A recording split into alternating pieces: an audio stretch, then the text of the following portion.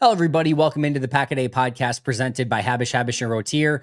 Shout out to Habush, and Rottier, and a huge thank you for their partnership all season long. Listen, if you need a personal injury attorney, give my friends at Habush a call. They're real, they're committed, they're local, they're friendly, and they love the Packers just like you and me. And they've made Pack a Day part of the Habush family. So do me a favor and make Habush your first call when you need a personal injury attorney. When you call Habush, you're going to talk to a lawyer directly. It's easy. Their number is 800-242-2874 or 800-2HABUSH. Of course, you can also visit their website at habush.com. Habush, Rottier, national reputation, hometown service. Now, of course, this did not go Green Bay's way. Packers season is over. It had a very familiar tone to it. It had a very familiar sort of outcome. It had a very familiar story throughout the course of the game that we have seen in all of their big games this year. We're going to break it all down. We're going to get through all of it. We're going to talk about the good, the bad, the ugly, what needs to change, what needs to stay the same. I promise you we'll get through all of it. Before I get to any of that, I want to take a moment to sincerely thank you. There's a lot of time, effort, and energy that goes into this every single day. I know you guys see me, for those of you who are checking it out and checking out the podcast and everything that we do here on the show, you might get 40 minutes of me. You might get an hour of me in justice. You might get anywhere between 20 to an hour long on the audio podcast of all of the amazing guests and show hosts that we have on the audio side of the channel as well. There is a ton of time, effort, and energy that goes into all of that stuff. And I cannot thank the entire podcast team enough. Tyler Herrick for all the work that he does on the thumbnails for the YouTube channel. Again, everyone that puts anything at all. Camille Davis into the immediate gut reactions, to Ross Uglum in the daily draft and the extra content that he does, the partnership with Cheesehead TV and Aaron Nagler. I want to thank all of them, but I really want to take the moment to thank all of you as Packer fans for checking out Pack a Day, making it part of your daily routine, being with us all throughout the season. From the moment that the Packers lost to the 49ers last season to right now, that sort of year-long journey from going to, the decision of moving on from Joe Barry to finding a new defensive coordinator, from bringing in Josh Jacobs and Xavier McKinney in free agency, obviously some new assistant coaches along the way as well, to a draft class that included Edgerrin Cooper and Evan Williams, to OTAs, mini camps, rookie mini camps, training camp, preseason, family night, the regular season, all of it. All of it is a joy. I'm so thankful to be able to do it every single day. I'm sure I'm missing some pieces in there as well, but thank you for the opportunity. Thank you for giving all of us at Pack a Day a platform to talk about the Green Bay Packers 365 days a year. And thank you for all of your love, your support, your kindness, your comments, your reviews, all of it. Cannot thank you enough. And I hope you guys enjoyed this season, this journey, even if the destination is not where we wanted to go. I hope you guys enjoyed the journey as much as I did. I loved every second of it. I wouldn't want to be doing it with anyone else, with anyone but the amazing people that we have on this podcast team, and anyone besides you guys that decide to make Pack a Day part of your lives. So thank you. Wish we had a better outcome. It's not what it is, but I'm excited to see now what this journey brings. To me, today is a new season. It flips the calendar. It's a new page. We're going to go through the next couple weeks as sort of a postmortem and figure out what went wrong, what happened, all of those sort of things, the things that went well, the things that went poor. And then we'll, kind of make that transition to, does Green Bay make any sort of probably smaller coaching changes? What free agents are gone in free agency, what free agents could potentially be coming in. We'll get to all of that, what their opponents in 2025 look like. There's a lot of time for that stuff, and I'm excited for it. I really, really am. I think the draft's going to be fun. Free agency is going to be fun. Green Bay has money to spend, but we'll get there in due time. Unfortunately, we have a little bit more time to get to that stuff rather than going over a matchup with the Detroit Lions this week. So let's break down why we're there. Before we get there, one other thing really quick. Shout out to our brand new members, Cooper Feldkamp and Blair Tiffany. Thank you guys so much for signing up to become Pack a Day Podcast YouTube memberships. If you haven't checked that out yet, make sure to do so. As I mentioned, the Packers season is officially over. It's done. Another really disappointing loss, a 3-game losing streak to end the season, which was as disappointing as you could imagine it to be. there were certain things that I know myself, and I know some of you, not all of you, because I know some of you have been, banging the drum and hitting me and others over the head with it. But I think there were certain things that we wanted to say, let's give Green Bay time to correct, and had the hope that Green Bay could correct a lot of the self-inflicted wounds, the passing offense that could never really quite find its rhythm, especially at the end of the season. A um, a special teams that certainly it took its lumps at times again, a pass rush that was up and down. There were signs of a lot of these things, although I thought the pass rush in moments in this game was okay. There were signs of a lot of this thing through a large portion of the season. Things that went wrong all throughout the year that we wanted to give the benefit of the doubt to Green Bay, to Matt LaFleur, to the Packers, to the players, to say they'll get it corrected. They will make the requisite changes to make it so that these mistakes that continue to happen will not happen when it matters most. There can be another layer that, or a level that they can get to that maybe they didn't quite get to in the regular season. That when the lights are the brightest, when they need to up their game in the key moments, they will be able to do so. And clearly that was not the case. And I think if you're looking for the most frustrating aspect of all of this, it's exactly that. Sometimes when you get into the playoffs, you have these moments where things don't go the way that you expected them to, and you couldn't really see them coming. It was a different thing that went wrong, or sometimes an onside kick goes off of Brandon Bostic's face, and so that we've had our share of heartbreaking playoff losses, and sometimes again, during the course of the season, everything's going the way that it is supposed to. And then you get into the playoffs and something gets exposed that you weren't expecting, or a player has a down game or a down moment or whatever it might be. And it's hard to see coming, and it's heartbreaking in that moment. What's disappointing and frustrating about this season is it was all on display for 17 beautiful weeks of the flaws that this Green Bay Packers team had. And like I said, I will be the first to admit that I wanted to give everyone in the organization the opportunity to fix those mistakes. I believed, and still, for better or worse, genuinely believe that the people in this organization have the ability to fix the mistakes that we saw. For whatever reason, that was too hard to overcome in this particular season. They could not figure out a way to get out of their own way and to make it so that this could be a legitimate contender. And the truth is even if they did win this game, and as much as I thought that Green Bay could win this game, if you look at this team through the second half of the season, and really in the season in totality, as much as I thought they could get a big playoff win, and even I thought at some point they would get a big win, whether that was Minnesota at the end of the season, Philadelphia today, or whatever, I did think they would at some point get that signature win. It clearly did not happen, but it was getting harder to believe that this was a team that could make a 4-game run at Philly, at Detroit, either probably at Minnesota, Washington, or the Rams, depending on how the playoffs progress from here. We know it's not Tampa now. And then a Super Bowl win on top of that, thinking that this team, with the flaws that they had, was going to be able to make a run like that was hard to imagine. Again, especially what we saw really throughout the course of the season, but at the end of the season. A big win against Philly, sure. Thought it was possible. Maybe even they get hot at the right time and can put a couple wins together. But going 4-0 in a stretch like that would have been completely out of character for the team that we had seen all season long. But still had the belief and hope that, hey, can you show us the signs that there is that team in there somewhere? Can you get one big win?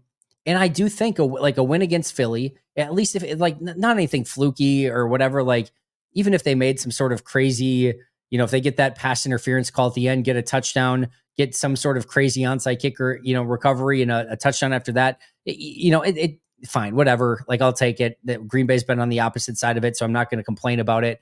But if they could have got a win against Philly, like a legitimate win against Philly, it would have felt like, all right, at least they're somewhat on equal footing as to what happened in 2023, right? That they have a up and down regular season. They made a 2-game improvement, I would argue that the 2023 regular season was better because they had wins against KC and Detroit in that season. Even though they won fewer games, at least there were signature wins in that season. I would argue that at least. And they peaked at the end of the season, which felt better than the like this year, right? And then they won a playoff game last year. Like, at least it would have felt like, hey, they won two more games in the regular season. They won another playoff game. And then, yeah, maybe they get crushed by Detroit or whatever. And just like they, lost to San Fran in the divisional round last year, at least it would have felt like, hey, it didn't take that step that you were hoping for, but at least they sort of treaded water a little bit and had a couple extra wins in the regular season. But that's not how this went. And we'll talk about the level of disappointment that was in this season in the whole. And we'll go over that, whether the season was a failure or not. We'll talk about that a little bit as well. But for me, the most frustrating aspect was the fact that this was the exact same formula for their losses all season long. 0-2 against Philly, 0-2 against Minnesota, 0-2 against Detroit. The three best teams in the conference, they go 0-6 against. And the Chicago Bears game, whether you want to erase it or not, whatever, that one is certainly far different than the other ones. It didn't matter. They didn't really play it like it mattered. We can put that one to the side. But when they went up against the best of the best, they went 0-6. And that's a problem, to say the least. When you go up against the best, I'm not like, listen, like they don't need to be 6-0 in those scenarios. Like, yeah, guess what? Spoiler alert. When you go against good teams, it's going to be difficult. You're going to lose some of those games. That's how it works. That's what happens with most teams when they go up against good teams. But you gotta win one of them. You gotta win a couple of them. You gotta be competitive. You can't get eliminated in the first round of the playoffs. Like, those are the things that are really tough to swallow. The fact that they never really could win that big game, and the fact that it was the same story in all 6 of those games, that they bookended the season with losses against the same team. Very, very frustrating, to say the least. Why that happened, how that happened, we'll get to all of that as well. Let's talk about a positive really quick. Let's talk about our Luigi's Pizza player of the game, which was Josh Jacobs. We'll go through what he meant to this team in this game. There's nobody else that is deserving of this in this particular moment. He did everything that he could to really put this team on his back and say, listen, I know what we're doing on offense right now isn't working. Just get me the ball and I'll make it work. And he tried. Man, did he try. And you could tell how bad he wanted it. You could tell how bad, he, or just like how intense he was going into this game. You could tell that he was prepared mentally, physically, for what he needed to do to go out and get that win. And if even half the team, I think, played like Josh Jacobs did in this game, you're probably talking about a different outcome. I thought he was fantastic. He set the tone for everyone else. It's just unfortunate that most people, especially on offense, did not follow that same tone, but he did everything he could, made, one of the great Packers playoff touchdown, or almost touchdown runs. It's too bad that couldn't have been a touchdown run. So it could have been, exactly that. But that was an unbelievable run from him. Utilized him out of the backfield. Just a really impressive game from Josh Jacobs. And if you haven't tried a Luigi's Pizza yet, even in defeat, I know it's not a Luigi's Victory Monday. I know that we don't get a victory pizza, but sometimes you need a pizza to help you cope. I did. I ate a literal full Supreme pizza from Luigi's. I couldn't drink because I had all the stuff to do the post-game show, recording this episode. So I had zero alcohol. So I ate my way through my anger with a full Luigi's pizza, and it still hit the spot. So if you haven't checked one out yet, make sure to do so. They're the absolute best. Luigi's frozen pizzas. You can find them on Twitter at Luigi's Pizza. And trust me, make it also part of your daily routine. I don't know, if you can do a daily Luigi's Pizza, but get as much in your diet as you can, and you'll thank me later. They are the absolute best. Let's talk about what really doomed Green Bay in this game. 4 turnovers. That's a great place to start. Let's talk about this stupid way to start the game. You get the ball first. I talked about, I just wanted Green Bay to not win the toss so that we didn't have to second guess what Matt did. Should he have taken it? Should he have kicked? Should he have received? Should he have? I just wanted Philly to win the toss so that they could determine. So Philly wins the toss. I'm like, yes, here we go. And they decided to defer. Green Bay gets the ball first. I'm like, all right, let's go. Let's do this. And we talked about in the pregame show, we talked about it all week of how important it is to get off to a fast start. The excitement of the day and of the game did not get one play in. You kind of knew, right? You kind of knew right then and there. I am a pretty optimistic person during games.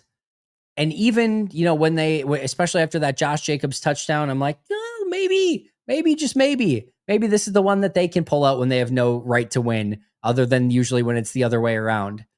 And yeah, like I said, I'm usually pretty optimistic. I have to say, when Nixon lost the fumble, Philly recovers, and 3 plays later they were up 7-0. You kind of felt exactly what was going to happen the rest of the way. You kind of knew, right? I'm not saying I gave up on the team.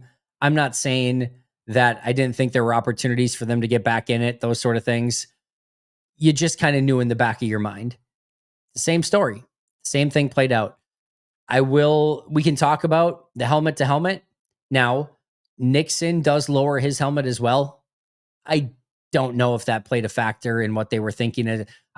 My gut tells me they weren't about to throw the flag and then be like, oh, well, Keyshawn lowered his helmet as well. I think more often than not, if the referee gets a glimpse at that exact play, it gets called. And it's a 15-yard penalty, and Green Bay maintains the ball. And it's a probably totally different start to the game, totally different tone to the game. You keep got it around right to like the 30. So now if it's a 15-yard penalty on top, like you're right around midfield to start off that drive. Instead, Philly gets it like 1st and 10 from the 30. And like 3 plays later, they're down 7-0. The other thing too, of course, that we can talk about is the clear recovery. I thought there was a clear recovery.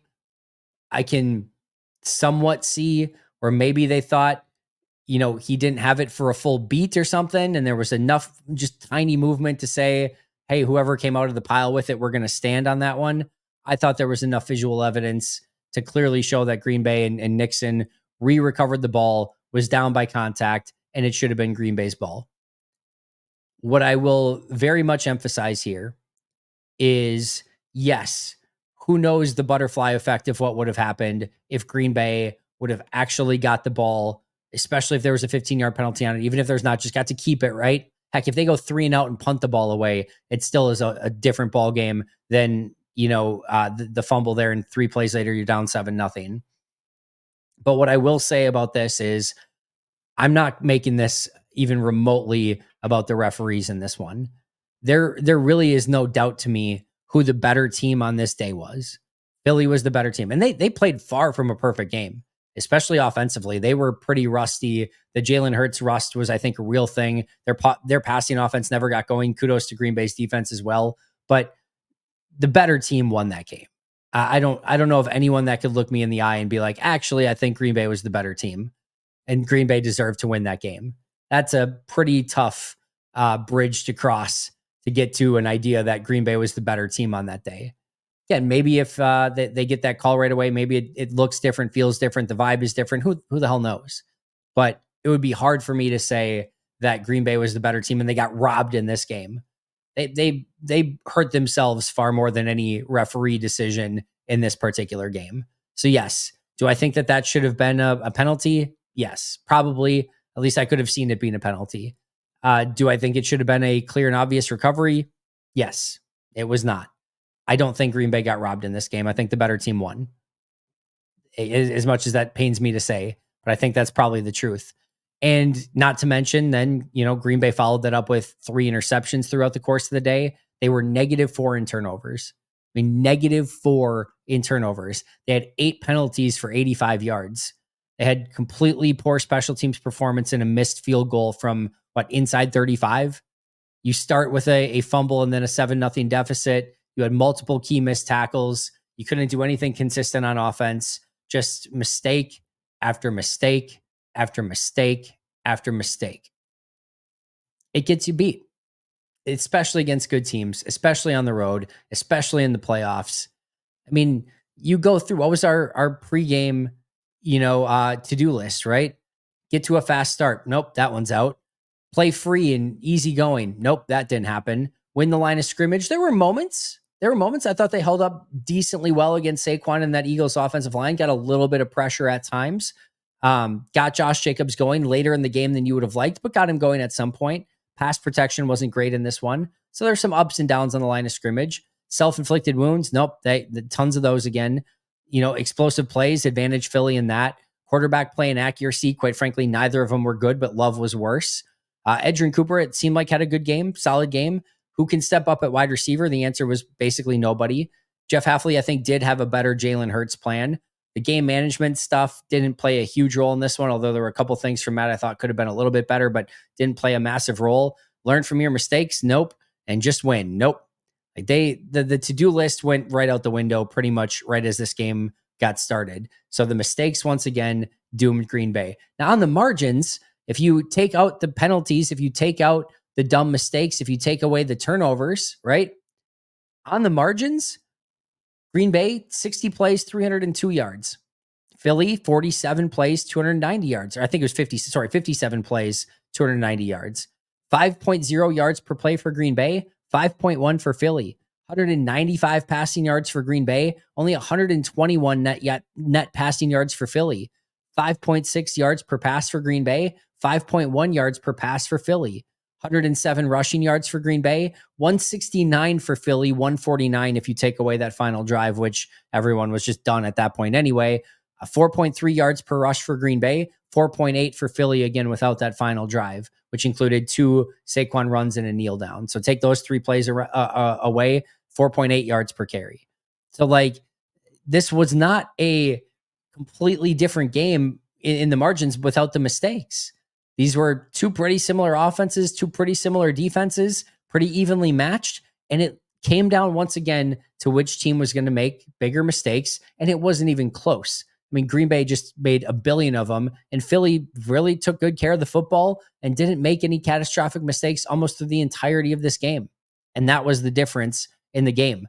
Turnovers, penalties, mistakes, self-inflicted wounds, missed field goals. About the only mistake Philly had in any major way was the missed extra point. There just wasn't much on top of that. Now, again, far from perfect execution, and Green Bay's defense deserves a lot of credit for that. But from a big mistake standpoint, just very, very few for Philly and a ton for Green Bay. As for Jordan Love, let's talk about him. 20 of 33, 212 yards, no touchdowns, 3 interceptions, another near interception on his very first throw of the day that should have been picked off by CJ Gardner-Johnson. Had a 37.2 QBR, a 41.5 quarterback rating, and a 55.7 preliminary grade from PFF, which is below average and seems rather generous based on his overall performance. Clearly, this was not good enough from Jordan Love. I have no idea his level of, injury and how much his elbow and, knee injury from the past and groin injury from the past. Maybe those aren't bothering him at all. Maybe they bothered him a lot. I have no idea. I'm not making excuses for it. And I will say that this was very clearly a very poor performance from Jordan and not good enough in a playoff setting. You needed really good Jordan Love, and you got really bad Jordan Love. In his last 3 games, now granted, part of that was a game against Chicago where he didn't finish, right?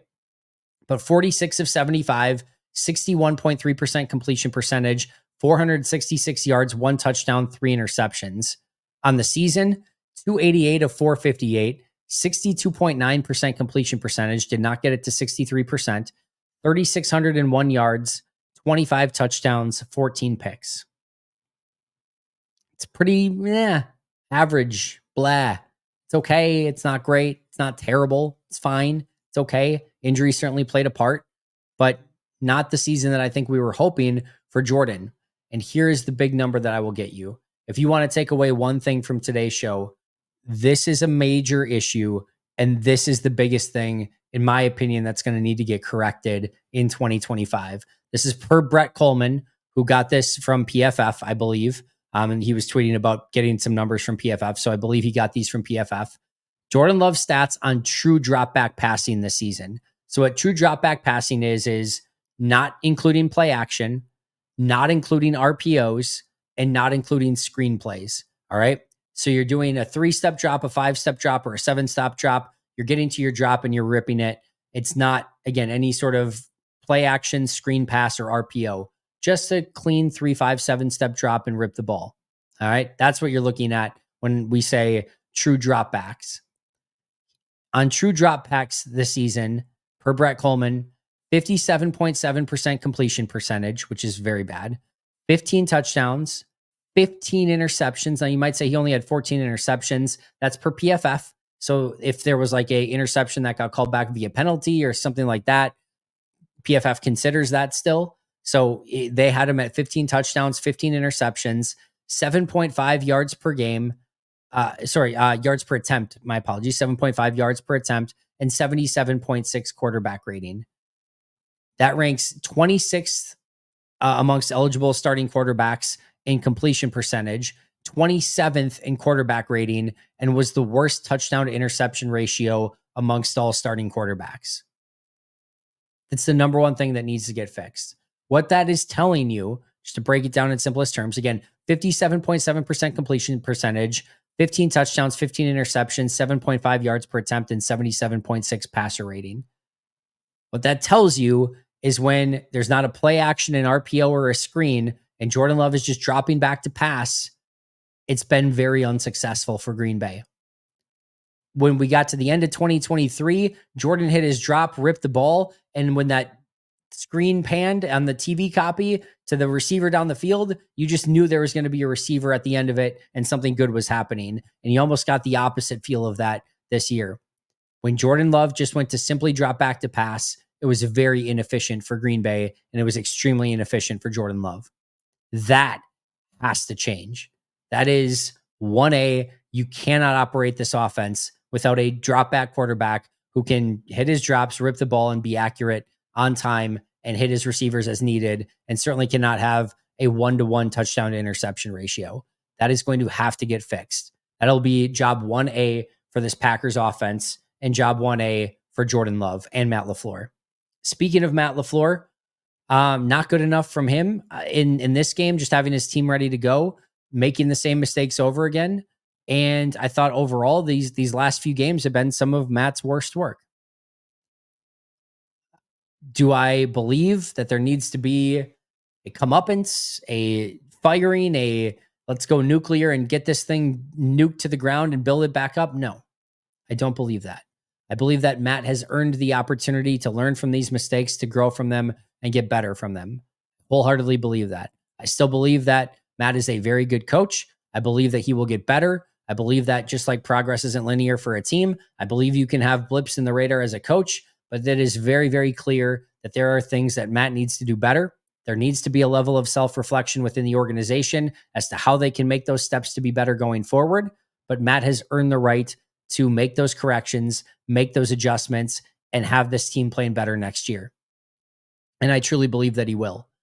But now, what the performance is from Matt and Jordan and the team at the end of this year by losing 3 consecutive games, not winning a big game, going 1-6 in the division, no playoff wins, what that opens is Pandora's box to a variety of different questions for who this team is and what they can become in 2025.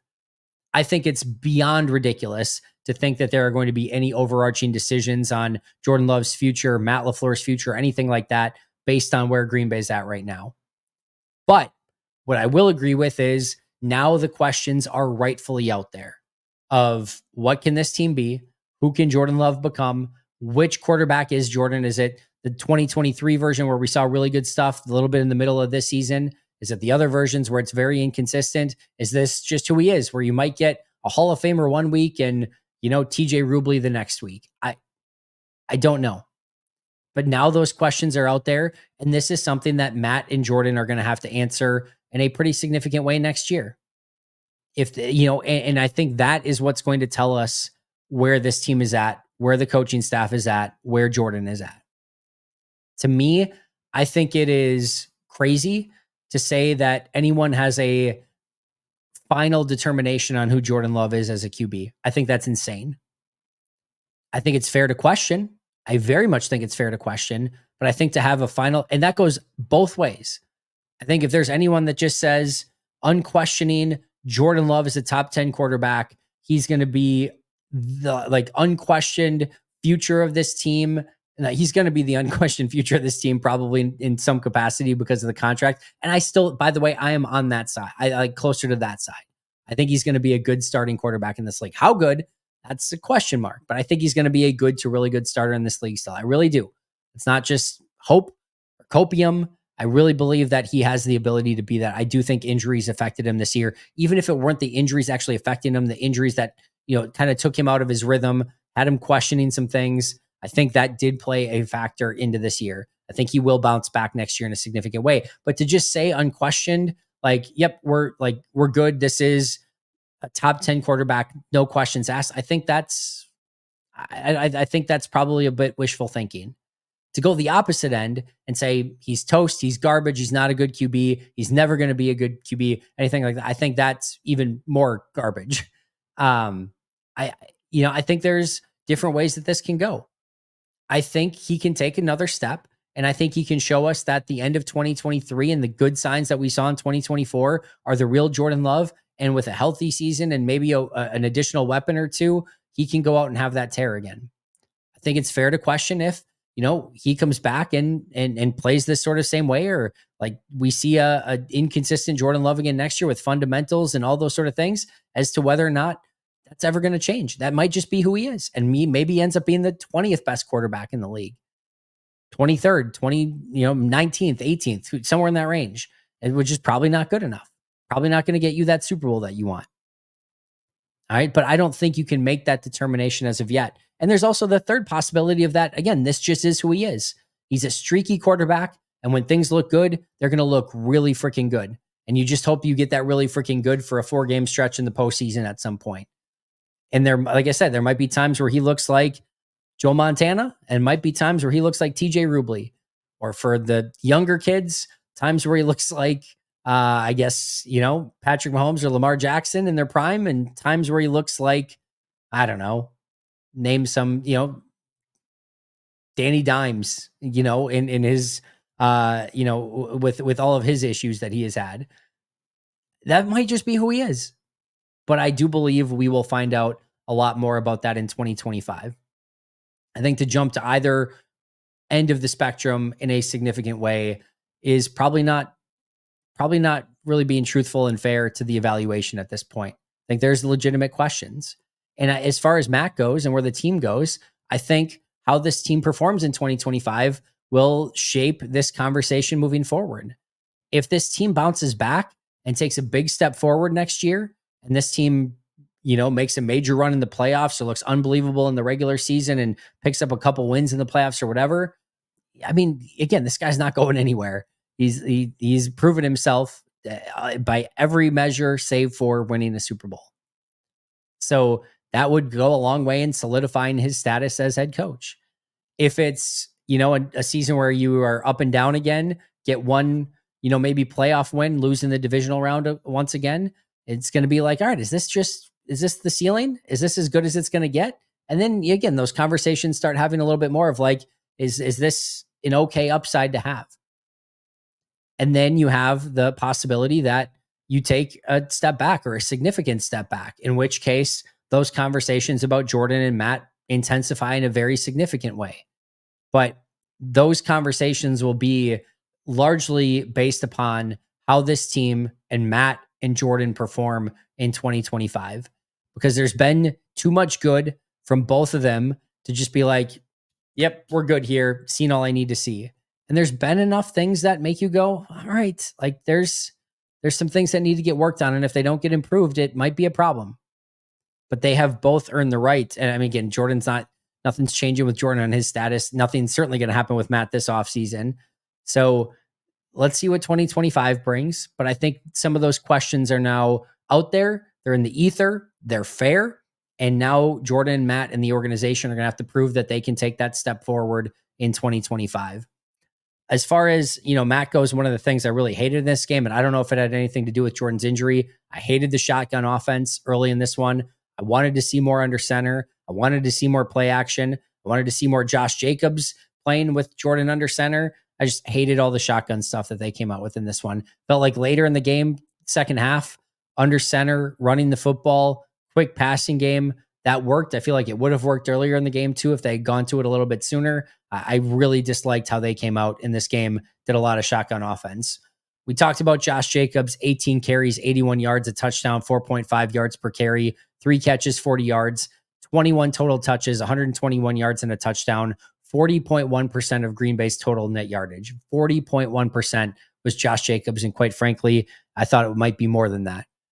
He showed up. He carried this team. He showed the leadership on the field of how everyone needs to go about their business. Wish just more people would have played it that way. Josh Jacobs did. A lot of the rest of the team did not. And I have a ton of respect for how Josh Jacobs tried to put this team on his back and get them across the finish line. Just didn't have enough. And I think got a little bit banged up at the end there too, which certainly didn't help either. I also want to give credit to Jeff Hafley. Listen, you limited the Eagles to 22 points. You mostly contained Saquon Barkley. The pass offense for Philly was almost completely non-existent.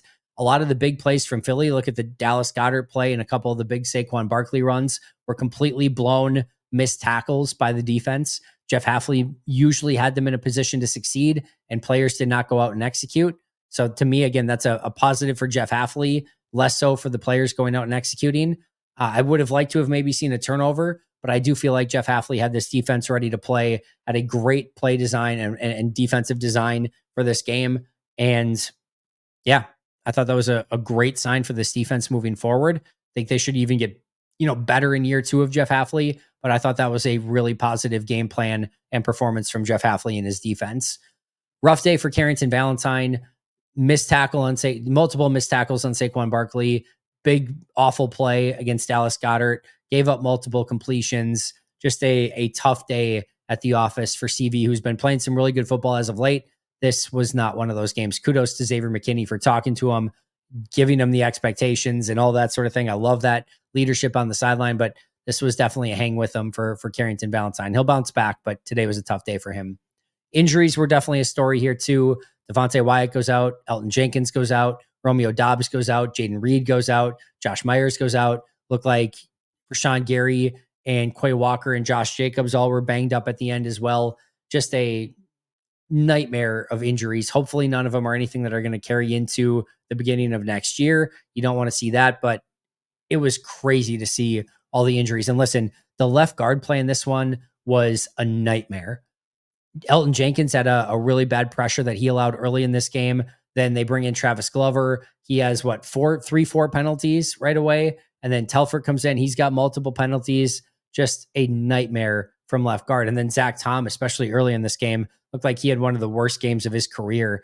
It's just not good enough in so many different ways. And the offensive line had definitely something to do with that as well, especially that left guard position. And again, an uncharacteristic game from Zach Tom. Special teams, pretty brutal. You have the fumble to begin the game.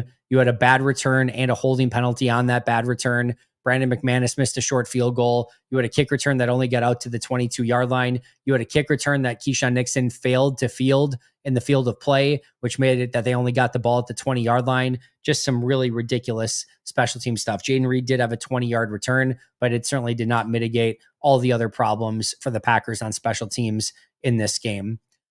As far as where Green Bay goes from here, I am a very firm believer that you don't need a full tear down and build back up. You have a foundation set.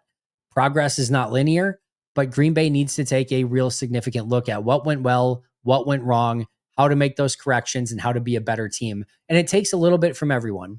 I think Goody needs to be a bit better on identifying and finding high-end talent in the draft. I think Edgerrin Cooper, Evan Williams are probably a good start to that, but he needs to continue to get better there. 2 huge signings from him in McKinney and Josh Jacobs. But if you look at the homegrown talent, it has not been good enough at the elite level to make this team something special. That needs to change. Matt, we talked about, there needs to be some cleanup on his end for how he is coaching this team, having the pulse of the team and getting them motivated going into big games and getting them to make them corrections on the mistakes that continue to happen through the course of the season. I think there's players that need to be better, including Jordan Love. There's a lot going on that needs to get better if this team wants to be a legitimate contender. But to me, to nuke that and tear it down and to try to start from scratch is the exact wrong way to go here. And maybe that ends up being the case. And maybe it's an awful 2025. And, there are those of you that will say, look I told you so. Okay. It could end up happening that way. it could end up where Matt and Jordan and Brian and this group just never puts it together, and they're going to have to make that change at some point. I think to give up on it now would be an insane decision, a absolutely ridiculous decision. That is how bad franchises get made, is by making immediate reactions and by, consistently churning your major positions at quarterback, GM, head coach, and just living in limbo and in purgatory as a bad franchise. That's what bad franchises do.